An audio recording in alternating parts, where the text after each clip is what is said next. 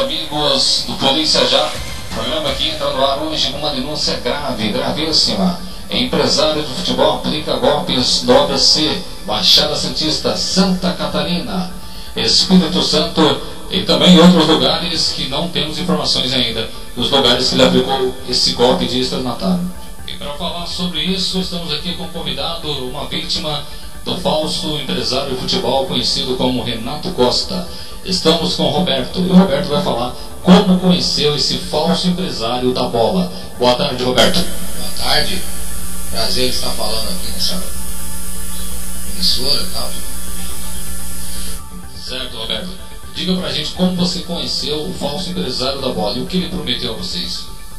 Eu conheci ele, né, através de um amigo meu, né, que conheceu esse falso empresário, que pra mim é um picareta, sem vergonha, né. Esse amigo meu conheceu ele numa festa na Praia Grande, né.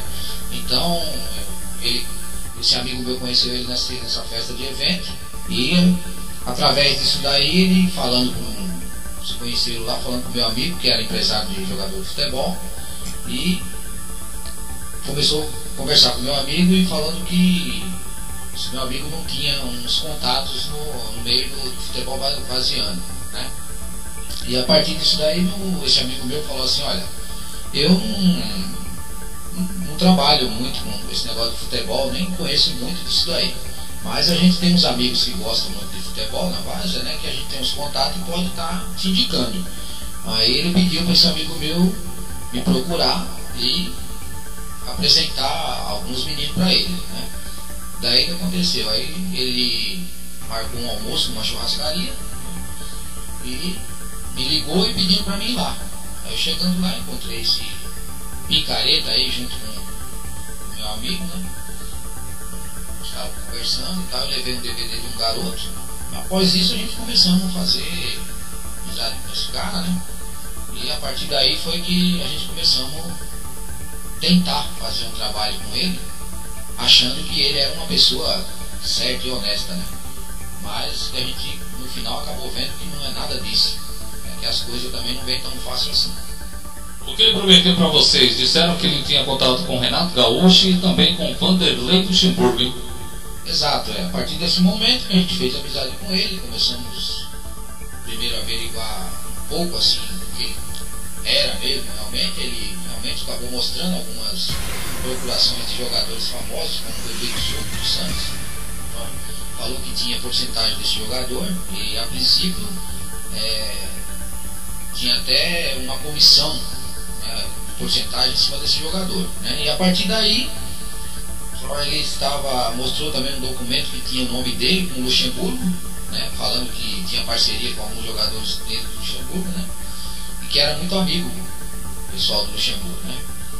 E também tinha 3 jogadores no apartamento dele em São Vicente, morando com ele. Os garotos confirmou realmente que ele tinha os contatos, né, que tinha levado um jogador para o Uruguai, que tinha dado certo e tal. Aí após isso a gente começamos a acreditar, né? E fomos devagarinho levando o DVD para ele dar uma analisada. Ele gostou, né? Começou a perceber que a gente realmente tinha os contatos na base, que tinha os garotos bons de bola. Ele pediu para a gente armar alguns jogos aqui no ABC. A gente fizemos 1 ou foi 2 jogos, né, para ele analisar os garotos. Aí ele escolheu alguns garotos e nesse meio tempo que ele escolheu os garotos, ele falou comigo: ó, Roberto, então você passa esses nomes aí, avisando que foi esses os escolhidos, né? Agora, depois eu estou alugando uma casa na Praia Grande, né? Esse assunto eu ia te perguntar. E a história da tal pousada? Disseram que comia um feijão moído? Sem dúvida. Ele moía o feijão no liquidificador para render, né? Falava que o feijão moído tinha uma substância melhor para o atleta, né? Que era para deixar o atleta mais forte, mais saudável. E hoje a gente vê que era tudo conversa, né? Que era para render, na verdade. E também colocava farinha no arroz.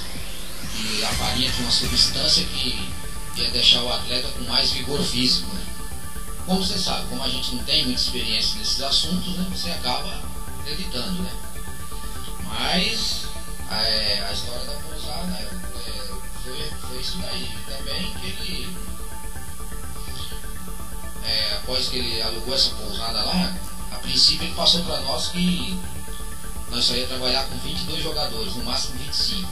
E prometeu fazer vários amistosos, né? E que ele tinha alguns centros de treinamentos no Rio.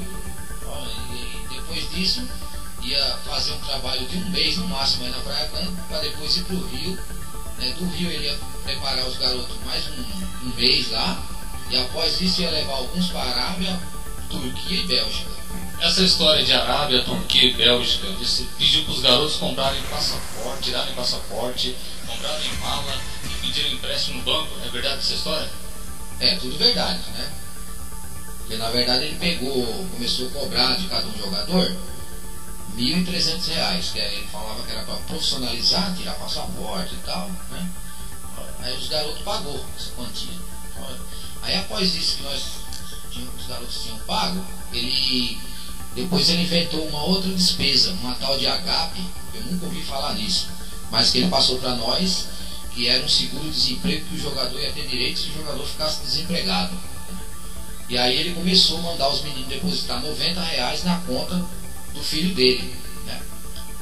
Que era sobre essa GAP aí, né? Que precisaria para fazer um contrato no clube, ele precisaria estar com esse valor na conta e tudo legalizado para o garoto fazer o contrato nos clubes, né? Senão, sem isso daí o garoto não conseguiria fazer o contrato, né?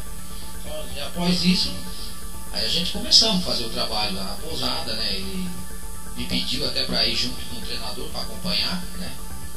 No começo eu não queria ir, mas os garotos pediram também para mim ir junto para acompanhar. Falou, Roberto, vamos com a gente, você fica um mês lá, depois, qualquer coisa, você volta, né? E a gente continua, né? Só que eu fui acompanhar os garotos e fiquei lá, instalado com os garotos, e comecei a acompanhar os treinos. Ele arrumou um campo lá na Vargem, lá da Praia Grande, né, com um senhor lá. Começamos a fazer o trabalho lá, né? Eu acompanhando de longe o trabalho, o treinador dando os treinos. Só que começou, depois de um mês, eu vi que começou